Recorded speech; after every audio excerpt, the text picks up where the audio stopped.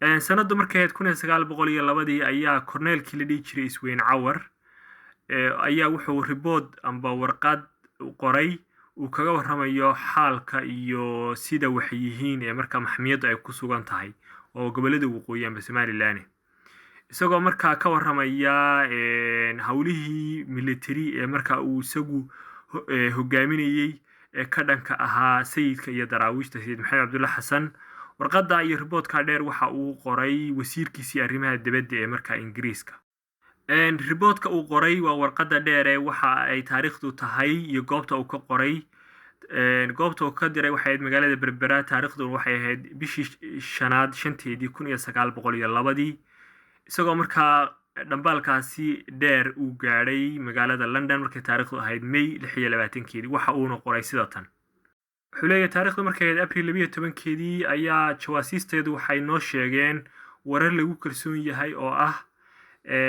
waxa ay damacsan yihiin qaybo kamid ah beesha Naalay Axmed oo markaa dhulbahante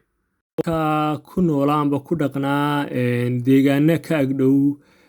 Xays iyo Harshow ama Hashow iyagoo doonaya markaa inay ku biiraan wadaadka sida ugu dhaqsaha badan dhul daaqsimeedka ku yaala Nugaal ayaana u ogolaaday in markaa ay sii kaxaystaan xoolahooda oo markaa ay sii qaataan dhammaan xoolahooda dhan xagga ay la sii aadaan dhanka kale qabiilka Muuse Ismaaciil oo cadaadis kaga imaanaya Naalay Axmed dartood u aqbalay ergooyinkii uga imaanayay dhanka iyo daraawiishta sidoo kale waxa ay amreen mas'uuliyiintii hayay dekedaha calankeenu ka babanayo inay ogolaadaan inay soo dejinta hubka kuwaasoo markaa hadeer diyaarinaya in ay raacaan wadadii markaa Naalay Axmed ku ay mareen oo dabcan inay ku biiraan wadaadka iyo Nugaal u kacaan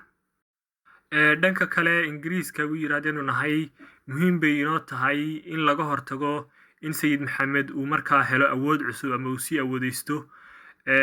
qonsulka guud markaa Isweyn oo markaa sidoo kale ahaa commissionerka ayaa wuxuu u sheegay wasiirkiisa arrimaha dibadda inay laga maarmaan tahay in kacdoonkan Muuse Ismaaciilka iyo qabiilada kale ee Isaaqa inaan loo ogolaan inay ku faafaan Isaaqa kale ee bari qabiilada kale ee Isaaqa bari oo markaa ayna dhibaatada hadeer haysata dawladda Ingiriiska dib kale uu ugu sii darsamin halkaas oo ay ku sii furayso xagjirnimo cusub oo markaa ku faafta qaybo kamid ah maxkamiyada qaybahaas oo markaa aan hore uga jirin amba ayna hore u saameyn dhaqdhaqaaqa iyo hawlgallada daraawiishta iyo wadaadku marka waxay leeyihiin kacdoonkan Muuse Ismaaciilka waa inaan loo ogolaan inay daraawiish ku biiraan sababta waxay leeyihiin sayidka ayaa sii quwadeysanaya waa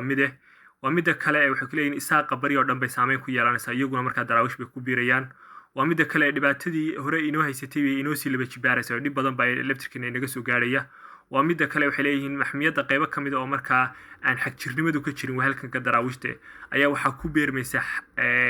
xagjirnimada oo markaa noqonaysa meelo cusub oo markaa maxkamiyada kamid oo xagjirnimadu ka bilaabmato waa halganka daraawiishta uga jeedaan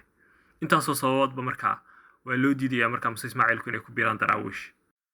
warqadu way dheer tahay laakiin aniga soo koobkoobaya warqadiisii uu sii wataa wali wuxuu leeyahay sidaa daraadeed aniga waqti badanba ku lumanayn waxa aan sameynaya buu leeyahay maleeshiyaad amba ciidankii ay qoran jireen maleeshiyaadka ahaa ayaa waxaan kala dhex dhigayaa uu ku leeyahay qaybaha Muuse Ismaaciilka doonaya inay daraawiishta ku biiraan iyo wadaadka ayaan kala dhex dhigayaa taasoo markaa aan ku rajeynayno amba aan ku rajoweynahay in markaa ay kuwa qolyaha Muuse Ismaaciilka doonaya daraawiishta inay ku biiraan ay xagga iyo loo riixo dhinaca iyo xeebta Maydh iyo Xiis deegaanada loo riixo dib loogu riixo sidoo kale Isweyn wuxuu soo jeediyay markaa in wadaadka laga mashquuliyo inay xiriir la sameeyaan Muuse Ismaaciilka waxaa lagu saaray channel wata ciidan dhan 750 nin oo Major Philips la dhaho iyagoo markaa xagga iyo burco ka imaanaya markaa furin cusub kaga furaya dhanka iyo Buurdhaab sidoo kale inta kaliya ma aha qabiilada friendlyga ee markaa beesha reer Isaaq iyo sidoo kale kuwa falaagoobay ee dhulbahanta ayaan iyaguna deegaanada keenayna si markaa ay u qashqashaadaan daraawiishta oo markaa iga mashquuliyaan in iyaga iyo Muuse Ismaaciilku ay jaanta isla helaan warqadan uu qoray wasaaradda arrimaha dibadda xafiiska wasaaradda arrimaha dibadda Isweyn wuxuu sidoo kale ku wargeliyay in uu damacsan yahay in uu soo xusho beesha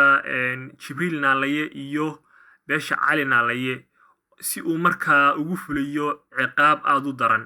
sababta wuxuu yidhi labadan qaybood ee ka tirsan qabiilka naalaye axmed waxa ay ahaayeen kuwa hormuudka u ahaa qalalaasahan cusub ee ka curtay bariga maxmiyadda sidoo kalena waxa ay qayb door muhiim ah ka qaateen amba si bareer ay u taageereen amba ay ka mid ahaayeen weeraradii iyo dhacii dhacay bishii December sanadkii 1901 iyo January lasoo dhaafay dabcan xilliga uu qorayo warqadda waa May January lasoo dhaafay kuwaasoo halkaasoo markaa ay maato fara badan iskugu jira haween iyo dhalaan oo ka soo jeeda beesha Isaaqa ay ku naf waayeen arrintaasna ay sababtay in markaa 4,000 oo qof ay noqdaan kuwo sabool iyo fakhri la ildaran wuxuu yidhi waxaa la rajeynayaa in tusaale laga qaato ciqaabtan lagu fulinayo qabiiladan dhulbahante taasoo markaa ka hor joogsan doonta in Muuse Ismaaciilku ay tallaabo hore u qaadaan iyo sidoo kale inay ka hor joogsato qorshahoodii ahaa inay wadaadka ku biiraan taasoo markaa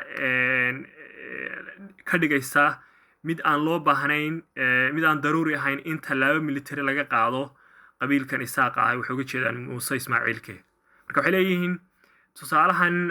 aynu ku sameynayno qolyahan dhulbahanteen Naalaye Axmedka labada qabiile oo maadaama ay hormuud u haayeen